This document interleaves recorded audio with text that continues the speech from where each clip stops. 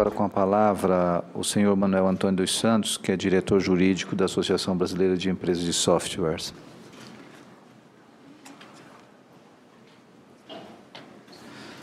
Nós gostaríamos, em nome da Associação Brasileira das Empresas de Software, agradecer ao senador Aníbal Diniz, que é o grande artífice dessa audiência, com certeza o grande estimulador, abrindo um espaço importante para a gente discutir esse tema. Gostaríamos, de uma maneira especial, também agradecer o senador Ricardo Ferraço por ter atendido o nosso pedido e permitir que nós também pudéssemos fazer parte dessa audiência.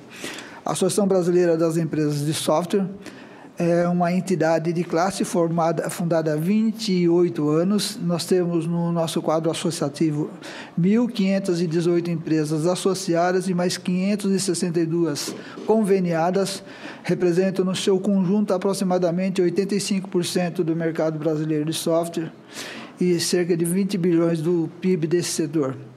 A ABS tem uma série de serviços que ela coloca à disposição dos seus associados, e um desses serviços são estudos e pesquisas setoriais que nós já publicamos há 11 anos, que estão disponíveis no site, dos quais eu trago algumas reflexões a respeito do último estudo. O Brasil está em 8º lugar no mercado mundial de TI.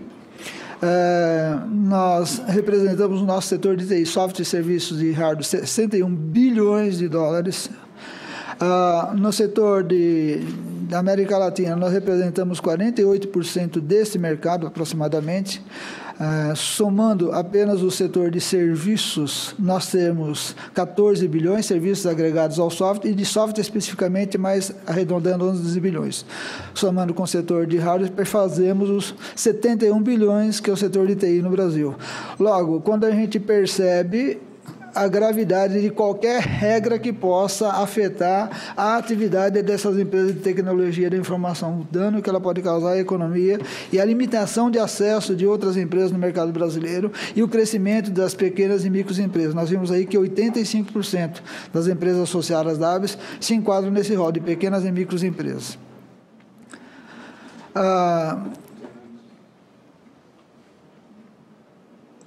Falando especificamente do projeto de lei, a gente fez uma analogia com o seguinte: nós pegamos do projeto de lei alguma estrutura básica, ele tem lá os princípios, ele tem algumas definições, ele define o que seja direitos básicos, ele define o que seja conexão e comunicação à internet.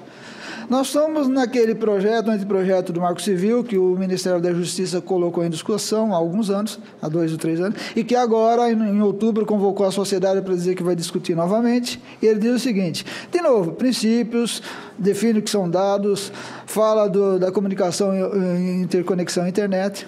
Aí nós vamos para o Marco Civil da internet. A gente tem, de novo, os princípios, definições, o que seja, volta a falar dos direitos e garantias que são protegidos, né? E volta a falar de novo ao acesso à internet. A gente pega uma publicação no site do Ministério da Justiça, quando ele colocou em discussão o primeiro anteprojeto de proteção dos dados pessoais, e ele vai falar o quê? Dos serviços online, que há uma constante procura por ambientes de rede, a segurança das informações na internet é importante que seja protegida. Aí ele vai falar especificamente o seguinte: o Brasil segue atrás de outros países na criação de uma lei de proteção ao indivíduo, no que se refere à coleta e ao tratamento de dados pessoais trafegados em rede. Ou seja, estamos falando especificamente de tratamento de dados circulando em rede. Dizia o Ministério da Justiça na sua discussão, no tema que abriu a discussão, a falta de uma legislação específica, diferenciada em políticas em meios virtuais, acaba permitindo que empresas de telecomunicações, que provedores da internet, rastreamento indevido, aí ele vai falar lá, ação de inspecionar os pacotes das pegadas digitais que você deixa na rede, que são agregados ao seu protocolo de internet. E aí ele conclui: o anteprojeto de lei e debate buscou a regulamentação de uma matéria carente dessa legislação específica no setor. Diz mais o Ministério da Justiça: a lógica do anteprojeto proposto visa assegurar ao cidadão um controle de titularidade sobre as suas próprias informações pessoais, como forma de quê? De garantia do direito constitucional à privacidade. Isso porque, de novo, com o avanço da tecnologia, é cada vez mais comum que as informações pessoais sejam obtidas e utilizadas sem o reconhecimento expresso do seu titular, e muitas vezes até mesmo contra a sua vontade. O que nós estamos falando? Nós estamos falando de dados pessoais, de internet, de conexão. Aí eu pego o Marco Civil, especificamente, né, o artigo 3º, vai falar o quê? Quais são as garantias, os princípios que ele vai proteger? A proteção da privacidade, proteção de dados pessoais. Aí vai para o artigo 7º. A internet é essencial, o exercício da cidadania, os usuários são assegurados os seguintes direitos: inviolabilidade do quê? Da intimidade, da vida privada, indenização pelo dano causado, um dos artigos específicos que nós temos aqui. Inviolabilidade e sigilo do fluxo de suas comunicações pela internet. Inviolabilidade e sigilo de suas comunicações privadas armazenadas. Aí vai para o artigo 7º, continuando ainda. Não fornecimento, são direitos do usuário. Não fornecimento a terceiros de seus dados pessoais, salvo mediante consentimento expresso e livre. O inciso 8. Informações claras e completas sobre o uso, tratamento e proteção de seus dados pessoais. Aí o inciso 6. Estejam especificados nos contratos de prestação de serviço ou em termos de aplicações de internet. Ou seja, para divulgar as informações, eu preciso ter um contrato, o contrato tem que ter uma autorização para fazer isso. Inciso 11. Um dos direitos é o consentimento expresso sobre coleta, uso, armazenamento e tratamento de dados pessoais. Aí vai ainda a exclusão, direito do usuário. Exclusão definitiva dos dados pessoais que tiveram fornecido até determinada aplicação da internet. Artigo 10º, vai falar agora das conexões, né? E tratando sobre a proteção, de novo, do quê? Dos dados pessoais. Aguarde a disponibilização dos registros de conexão à internet, bem como de dados pessoais, deve atender à preservação da intimidade e da vida privada. O parágrafo 1º desse mesmo artigo.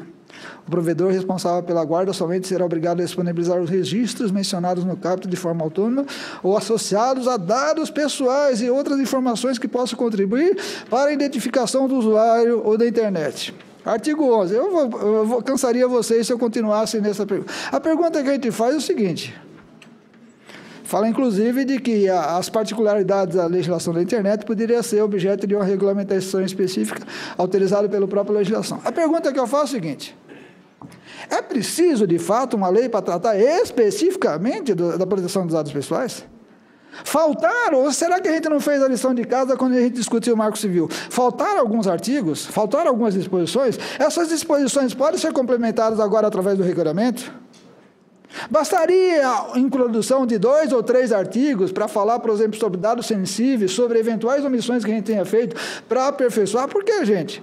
Daqui a pouco nós vamos começar a discutir um projeto de lei que vai tratar das garantias, direitos e obrigações referentes aos dados que circulam pelos correios eletrônicos. Uma terceira lei para falar dos conteúdos digitais. Uma outra lei para falar dos jogos online. Nós vamos passar criando leis em cima de lei para tratar do mesmo assunto no mesmo ambiente virtual? Então, o que eu gostaria de lembrar aqui, a gente passou quase uma década discutindo um projeto de lei do senador Eduardo Aceredo sobre crimes cibernéticos. Tinha lá 50, 60 artigos e disposições, parágrafos, não sei o quê. Aí apareceu um caso concreto, né, violação dos direitos da atriz Carolina Dickmann, e a gente aprovou uma lei para tratar desses mesmos direitos com 2 e únicos artigos. Será que a gente foi omisso na aprovação dos crimes, na lei da proteção à violação dos crimes informáticos? Ou será que a gente está sendo prolixo nas demais regulamentações que a gente está falando sobre o uso de internet? A professora Maristela Basso fez um estudo com os símbolos da USP, ainda tem tempo, senador? Sim. Que foi publicado no Seminário de Proteção à Privacidade dos Dados da Internet, né, promovido pelo Comitê Gestor da Internet, do Virgílio, que saiu há pouco, e ela listou lá, por exemplo, artigos do Código Civil que vai falar sobre a mesma proteção de dados, ela listou o Estatuto da Criança e do Adolescente, os artigos que falam sobre a proteção e a privacidade, os artigos do Código de Defesa do Consumidor que falam sobre o mesmo tema, sobre fichas, sobre registros, sobre dados pessoais. A Lei Federal 9507, que é o direito do habeas datas, que fala também da proteção de dados e de retificação de dados e direito da divulgação. Enfim, além de tudo que a gente falou sobre o Marco Civil, que contempla, a gente tem uma série de legislação esparsa que vai tratar do mesmo mecanismo. Então, a pergunta que a gente faz é se não valeria a pena a gente debruçar sobre o projeto, extrair daqui os artigos mais sensíveis, por acaso falando sobre a proteção dos dados sensíveis, e a fazer alguma emenda numa lei que já existe, a gente teria uma regulamentação única sobre todos os temas, que seria de alcance mundial, porque esse tema interessa para muitas empresas. Nós vamos entregar ao senador, se ele nos permitir, e com certeza vai permitir, um resumo de alguns comentários que a gente fez sobre alguns artigos específicos que a gente acha que pode ser aperfeiçoado, se a gente tiver que caminhar com esse projeto. Repito, se a gente tiver que caminhar com esse projeto, como um todo. Então, a gente está sugerindo 10 ou 11 constatação de textos que a gente acha que estão dúbios, que deixam confusão, que criam insegurança, e nós estamos propondo algumas emendas que possam aperfeiçoar esse projeto. Eu agradeço a vocês pela oportunidade de ter me ouvido. Muito obrigado.